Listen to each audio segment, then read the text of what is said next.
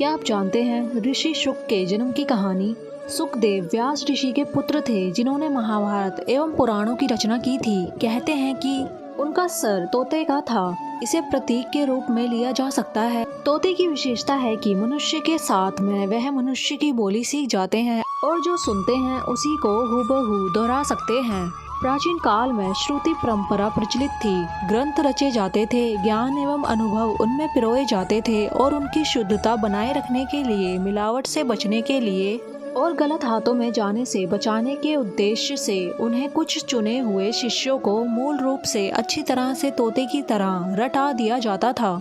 बाद में वे अपने शिष्यों को इसी भांति से हस्तांतरित करते थे। हजारों वर्षों तक ऋषियों का ज्ञान इसी प्रकार सुरक्षित रहा और व्यवस्थित रूप से पीढ़ी दर पीढ़ी हस्तांतरित होता रहा। सुखदेव उसी परंपरा के प्रतीक हैं। उन्होंने अपने पिता से जो महाभारत की कथा सुनी उसे अर्जुन के पौत्र एवं अभिमन्यु के पुत्र राजा परीक्षित को सुनाया ताकि उन्हें ज्ञान मिले, शक्ति मिले, साहस बढ़े और मृत्यु से भयभीत न हो।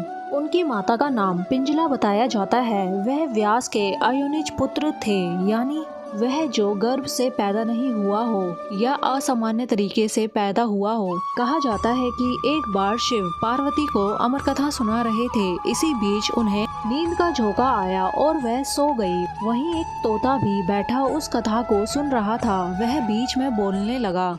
शिवजी ने उसे दंडित करने के लिए अपना त्रिशूल छोड़ा। तोता जान बचाकर व्यास के आश्रम में पहुंचा और सूक्ष्म रूप धारण कर उनकी पत्नी के मुख में समाकर अंदर चला गया। वह वहीं डर कर 12 वर्षों तक छुपा रहा। वहीं उसने वेद पुराण सभी का ज्ञान सुना और याद कर लिया। बाद में श्री कृष्ण ने उनको आश्वासन दिया कि माया का उस पर प्रभाव नहीं पड़ेगा। वह बाहर निकला और व्यास का पुत्र कहलाया। वह बालकाल्य में ही संसार से विरक्त होकर तप करने के लिए वन चले गए। व्यास भी पुत्र मोह में उनके पीछे भागे। वह वस्त्रहीन होकर विचरण करते थे। एक बार पिता पुत्र जा रहे थे। एक तालाब में कुछ युवतियां अथवा अप्सराएं नहा रही थी। शुक नग्न थे। इतने सरल निर्मल स्वभाव के थे कि उन्हें उनसे कोई लज्जा या किसी प्रकार का भय करने की आवश्यकता नहीं पड़ी। पीछे जब व्यास आए तो अप्सराओं ने झपट कर अपने शरीर को वस्त्रों से ढकने लगी।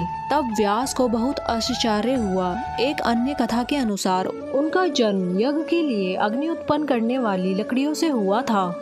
इसके पूर्व व्यास ने 100 वर्षों तक तपस्या की थी। व्यास ने उन्हें मिथिला के राजा जनक के पास, जो अपने ज्ञान एवं साधना के कारण विदेह कहे जाते थे, सीखने के लिए भेजा था। आधुनिक हरियाणा में कैथल के पास उनका आश्रम था, जहां वह ब्रह्मलीन हो गए।